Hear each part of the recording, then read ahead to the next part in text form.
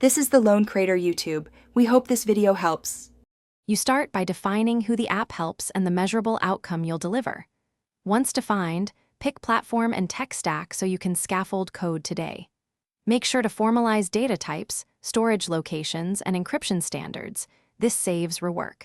Set up your repo, basic CI/CD, and a minimum viable UI flow with 3 screens. Immediately wire a mock data service so you can iterate UI and logic in parallel while you verify regulatory constraints. You now implement core mechanics, authentication, authorization, and secure API calls with token refresh. This protects user data. Next, design robust data models and local caching with conflict resolution and sync policies so offline use works reliably.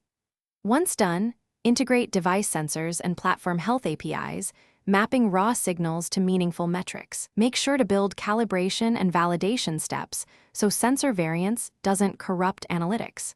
You finish by conducting security and privacy reviews, then deploy a staged rollout to capture real-world telemetry and user feedback. Make sure to validate clinical or outcome claims with /B tests and iterate on UX and retention.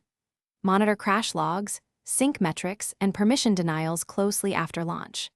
If issues arise, reproduce locally, check telemetry for failing paths, and confirm device-specific permission flows. A common fix is ensuring proper background permissions and retry logic in the sync layer.